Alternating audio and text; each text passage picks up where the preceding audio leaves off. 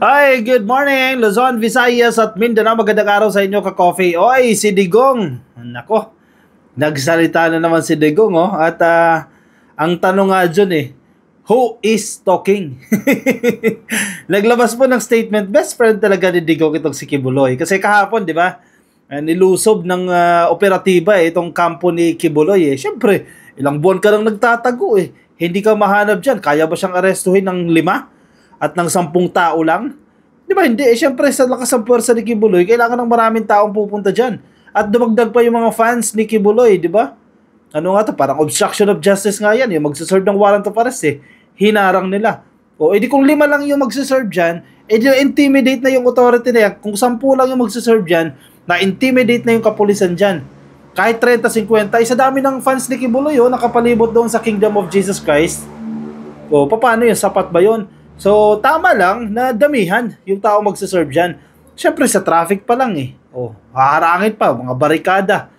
100 katao na kapulisan yung nag-serve ng warrant of arrest dyan at si Duterte. To the rescue, ang best friend. Naglabas po ng statement. Ito, kalalabas lang itong statement kanina ka-coffee. Hindi pwede yan, mali ang ginagawa nyo kay best friend ko. Sabi ni Digong dyan.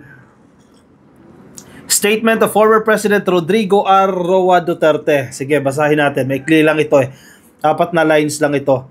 I strongly condemn. Naku, mag-sorry si PBBM kay Digong. I strongly condemn the use of excessive and unnecessary force in serving the warrant of arrest for Pastor Apollo C. Kibuloy of the Kingdom of Jesus Christ by police officers who are not even from Davao City. Isa-isay natin yung keywords. Excessive and unnecessary force. Sobra-sobrang puwersa daw.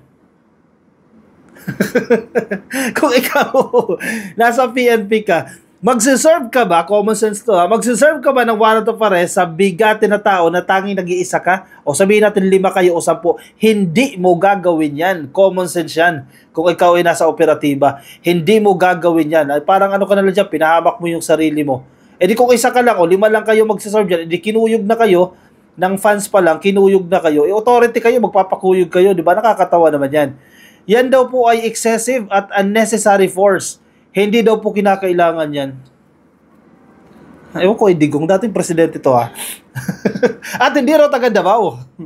May nangyari ba ng mga taga Davao? Wala, di ba? Ang tagal, ilang buwan, may nangyari ba nung hindi pinapalitan yung mga pulis dyan sa Davao?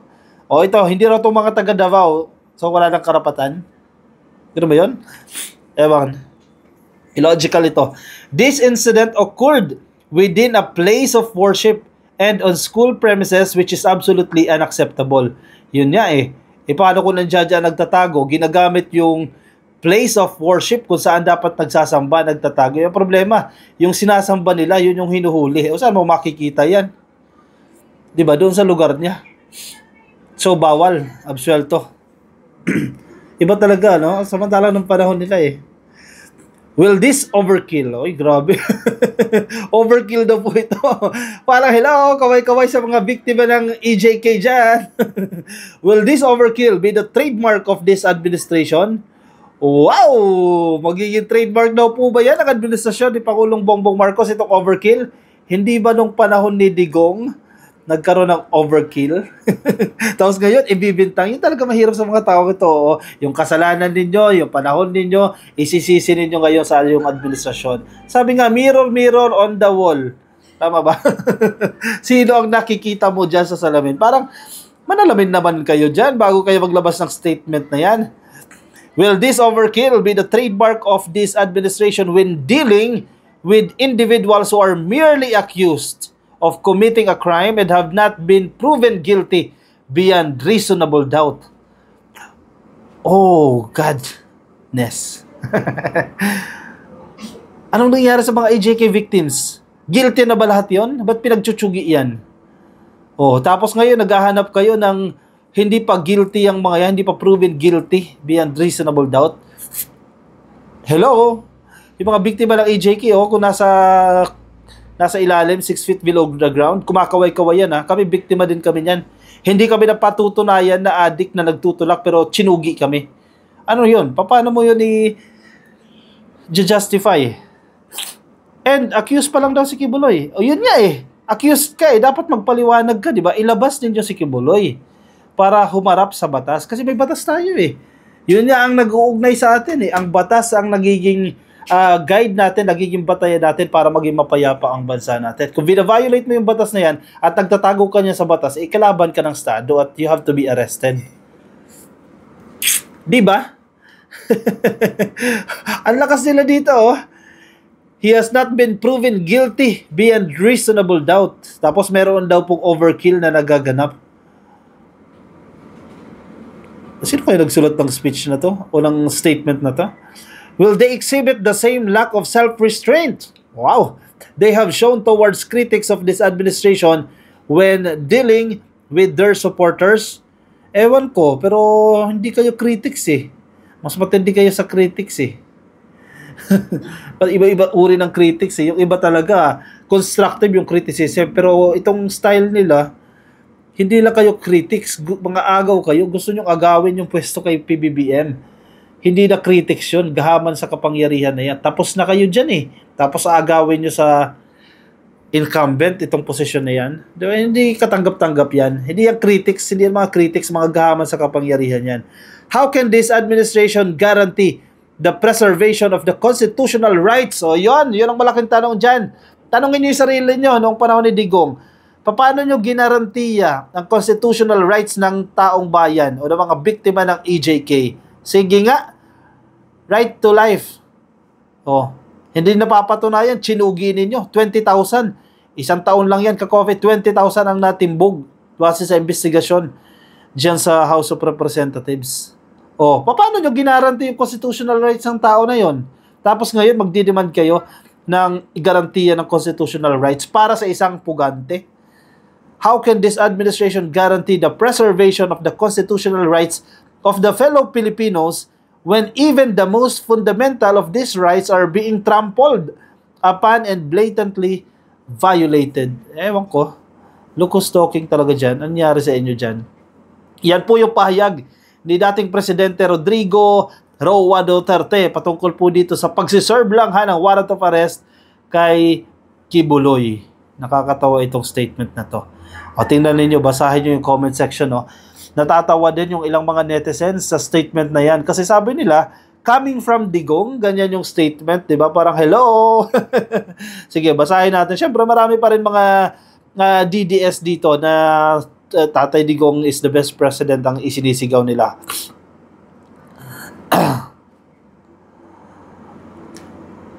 Sabi ni Keybird, De Lima must be laughing off. She is brave enough to face Duterte. Duterte and his minions cannot. May punto to. O si De Lima, babae ha. Pinagtulungan nila, humarap sa kanila, nagpakulong. O ngayon, nakalaya. O ito, tama nga naman ito. Paano to ngayon? Ang kampo ni Kibuloy. Akala ko ba maisog? Ang ibig sabihin ng maisog, matapang. Ba't tinataguan ninyo yung warrant of arrest? Duterte is still the best president. Sabi ng mga DDS dito. Wow! Sige. Daming utang ha. We love the Tatay Digong. Sige. Don't worry. Inday Sara Duterte, next president in 2028. Sige. Let's see. Love you Tatay Diggs. Daming DDS. Siyempre. Ano nyo to eh? Page nyo to eh. Sabi pa this calls for a revolution. Wow.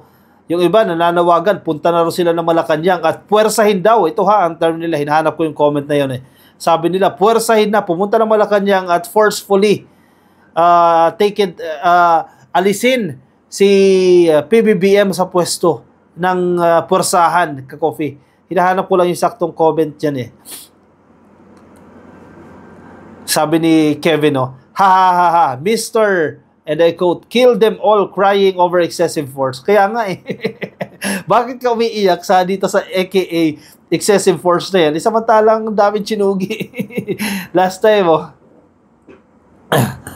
just say when the people power will be, we are ready. Ayan, handa na sila. Pinaghahadaan na nila ang people power. Talagang susugod talaga ito sa EDSA. EDSA 3 na ba to? O susugod sila sa Malacanang? Dahil hindi na makuha yung presidency, dahil gusto nyo agawin kay PBBM, susugurin nyo. Sabi ni Anita, this we called silent martial law. We Filipinos don't have rights at all. Seryoso ba kayo dyan? Eh di ba nakakapag-post pa nga kayo sa Facebook? Nababanatan nyo pa yung gobyerno. Paano naging martial law? Inaresto kayo na nag-comment kayo against the government? You as Filipino will get persecuted if you speak up the truth. Hindi naman. Dami-dami o mga banateros, di ba? Mga vloggers na kung ano-ano kasinungalingan yung pinapakalat kay PBBM. Andiyan si Maharlika, andiyan sila Badong o kung ano. Inaresto ba sila? Hindi naman Paano sinasabi nyo you will get persecuted if you speak up the truth? Ang problema, baka hindi truth yan, baka fake yan.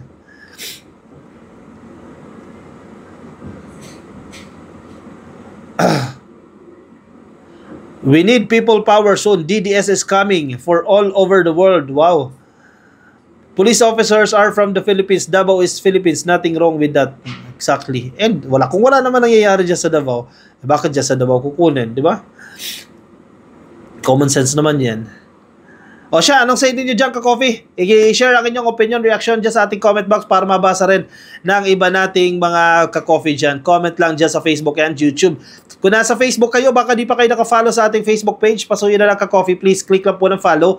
Yan, follow and like sa Facebook. At kung nasa YouTube po kayo, make sure na kayo po ay naka-subscribe na. I-click lang po yung subscribe at i-like lang po yung video na yan. Alright, sige ako magpapaalam muna sa inyo pansamantala. Kita-kits tayo mamaya ka-coffee alas 10 po ng gabi. Yan, ang live stream po natin tuwing alas 10 po yan ng gabi, Philippine time.